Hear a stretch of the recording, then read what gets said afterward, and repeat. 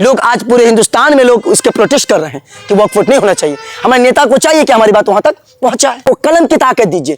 जब आप अपने बच्चों को कलम की ताकत देंगे, यकीन आपको रोना नहीं पड़ेगा। कोई व्यवस्था होनी चाहिए ना, यहाँ पर एम्स होनी चाहिए, मैंने सही ढंग का अस्पताल होना चाहिए, बड़े बड़े कॉलेज या यूनिवर्सिटी होनी चाहिए। हमारे यहाँ पर सांसद है मजबूत, विधायक चार मजबूत है, सब तो है ही है। लोग जो है अपने घरों में रहने के लिए पंखा लगाते हैं, कूलर लगाते हैं। मैं सरकार से पूछना चाहता हूं, हमारे नेतागण से पूछना चाहता हूं, और खास करके किशनगंज के डीएम साहब से, तमाम नेताओं से, डीओ साहब से पूछना चाहता हूं, हमारे बच्चे जो स्कूल जाते हैं सरकारी स्कूल में, बताइए एक भी पंखा का व्यवस्था नहीं है, वो बच्चे गर्मी में क्या करेंगे? अगर एक बच्चा कभी कुछ हो जाता है उसके जिम्मेदार कौन है? आदाब दोस्तों, मैं प्रिंस, आप देख रहे हैं सीमांचल एक्सप्रेस। इस वक्त मेरी मौजूदगी ठाकुरगंज भातडाला में है। मेरे साथ मौजूद इंतजार जी है, जो अभी हर जगह जाकर, खास करके सीमांचल में शिक्षा हो या फिर अन्य मुद्दा हो, जागरूक कर रहे हैं। इंतजार जी, स्वागत है सीमांचल एक्सप्रेस में आपका। बहुत बहुत शुक्रिया आपका और आपके सीमांचल एक्सप्रेस न्यूज़ का, और मैं आपके तमाम व्यूवर्स का भी शुक्रिया अदा करता हूं कि आज आपके न्यूज़ के माध्यम से हम लोगों को कुछ पैगाम दे सके। जो अभी फ़िलहाल जो आप काम कर रहे हैं इंतजार जी, मैंने हर स्कूल जाना, प्राइवेट स्कूल, कॉन्वेंट स्कूल जाकर शिक्षा के प्रति जागरूक करना, क्या प्लान है आगे का? आप हमसे बेहतर जानते हैं सीमांचल की हालात को। आप तो जगह जगह जाते हैं, लोगों से मिलते हैं, स्कूल कॉलेज, आप सब जगह जाते हैं और समाज के मुद्दों को उठाते हैं। उन मुद्दों में से एक ये मुद्दा है कि सीमांचल में शिक्षा की कमी है। आप लगातार कई बार आप आवाज़ उठाएं, एक बार और भी आए थे आपके न्यूज़ में हम। सीमांचल में जो शिक्षा की कमी है, इस सीमांचल में जो शिक्षा की कमी है, लोग रो रहे हैं कि शिक्षा की कमी है, शिक्षा की कमी है। क्या शिक्षा की कमी दूर होगी या सिर्फ रोना रह जाएगा, या हम रोते रहें? लोगों में आज भी जागरूक नहीं है शिक्षा के प्रति। बहुत से लोगों को शिक्षा, जो कुछ गार्जियंस है, जो पेरेंट्स है, आज जागरूक नहीं है शिक्षा के प्रति। आज हम हर स्कूल कॉलेजेस में जाके, जहाँ भी प्रोग्राम होता है, जाते हैं, जाने के बाद लोगों को शिक्षा के बारे में बताते हैं कि आज जो है, अगर आपके बच्चे पढ़े लिखे नहीं होंगे तो याद है कि आपके बच्चे जानवर के मानद कहलाएंगे। अगर आप चाहते हैं कि आपके बच्चों की जिंदगी बेहतर हो, अगर आपके बच्चे सर उठा के समाज में जीना चाहता है, तो उसके लिए आपके पास एक ही हथियार है, वो ताकत शिक्षा है। अपने बच्चों को शिक्षा दीजिए, यकीन आपके बच्चे सर उठा के जिएंगे। सिर्फ गांव में नहीं, दुनिया के हर कोने में सर उठा के जिएंगे। इसलिए हम जहां जी जा रहे हैं, बस लोगों को, मेरा यही मोटिव है कि शिक्षा के प्रति लोगों को जगाया जाए। आप सीमांचल में रहकर या किशनगंज में रहकर भी बच्चों को पढ़ा सकते हैं। आप दिल्ली में रहकर पढ़ाते हैं, तो सीमांचल के बच्चे कैसे? आप मालूम है, हम सीमांचल के जो हमारे बच्चे हैं, मेरा जूम ऐप के माध्यम से ऑनलाइन क्लास चलता है, और ऑनलाइन के जरिए आज सीमांचल के हर गांव से बच्चे ज्वाइन किए हैं। और आपको मालूम है कि हम पढ़ाने के लिए केवल 100 रुपये लेते हैं, और उस 100 रुपये पे हम अंग्रेजी पढ़ाते हैं। इसका सबसे बड़ा कारण यह है कि जब हम जाने कि सीमांचल में शिक्षा की कमी है, हर लोग कहते हैं भाई सीमांचल में अगर शिक्षा की कमी है, इसको हम हटाएं कैसे? कोई स्टेप तो लेना पड़ेगा, आगे तो आना पड़ेगा। मैंने कहा कि अगर हम 100 रुपये लेते हैं तो यकीन बच्चों के अंदर एक बात आएगी, यार 100 रुपये में एक बार ज्वाइन करके तो देख ले अगर कैसा पढ़ाते हैं। जहां बच्चा ज्वाइन किया, उसको अच्छा लगा, फिर एजुकेशन के प्रति उसकी मोहब्बत बढ़ जाती है। फिर वो बच्चा जब 6 महीना 7 महीना मेरे साथ रहते हैं, मेरी बात को सुनते हैं, फिर उसको मोटिवेट करते हैं, फिर वो बच्चा अपने माँ बाप से कहता है कि नहीं, अब हमको पढ़ना है और हमको भेजिए, हम जरूर पढ़ेंगे। आप कुछ दिन पहले देखिए एएमयू को मैटर के लेके जी पप्पू यादव जी से मिले, तारिक अनवर जी से मिले और अन्य कई नेता से मिले, तो बड़े बड़े नेता तो लड़ ही रहे हैं। तो आपका क्या चुनाव लड़ने का मकसद है या फिर दूसरा कोई मकसद है कि इन नेता के पीछे?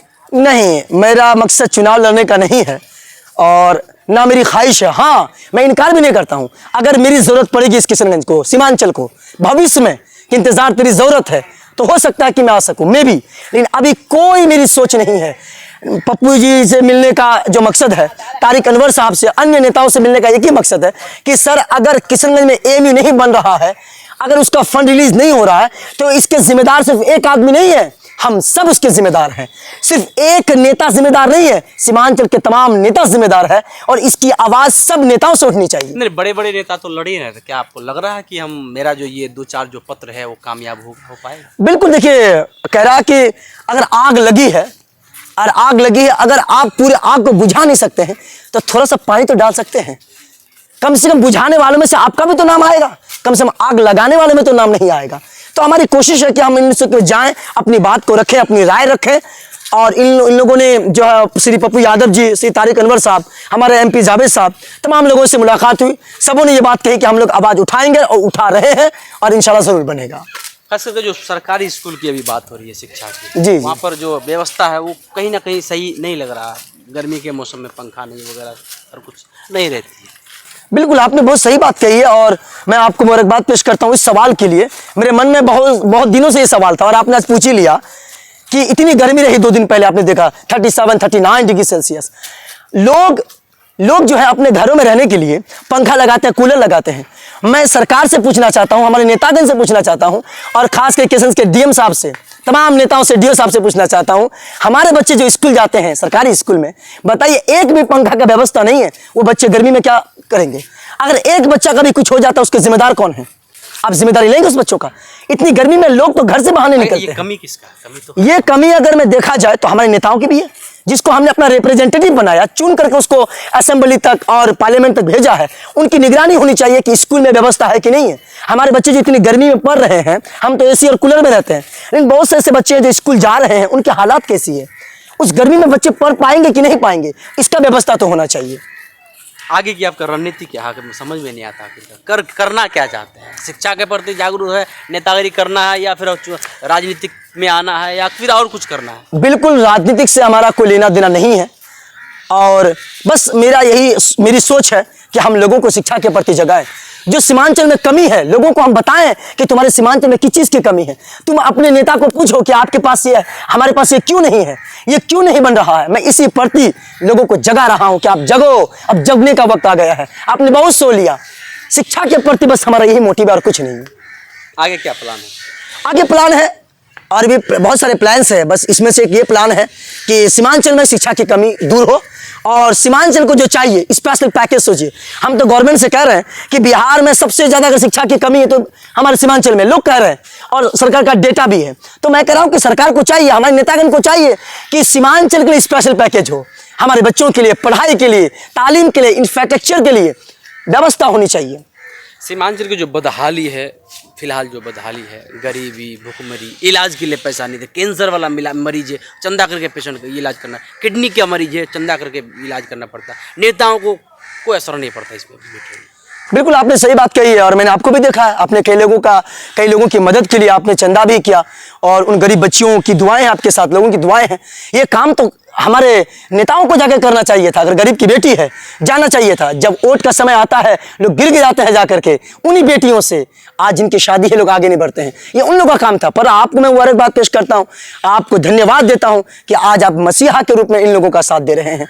और ये काम तो उन लोगों का था जो लोग जिनको कीमती वोट दे करके आज असेंबली और पार्लियामेंट में बैठाया है। हम लोग कितना दिन करें? हम लोग तो एक आम आदमी है। जो नेतागण की क्या है, उसका कोई व्यवस्था होनी चाहिए ना। यहाँ पर एम्स होनी चाहिए, मैंने सही ढंग का अस्पताल होना चाहिए, बड़े बड़े कॉलेज या यूनिवर्सिटी होनी चाहिए। हमारे यहाँ पर सांसद है मजबूत, विधायक 4 मजबूत है, सब तो है ही है।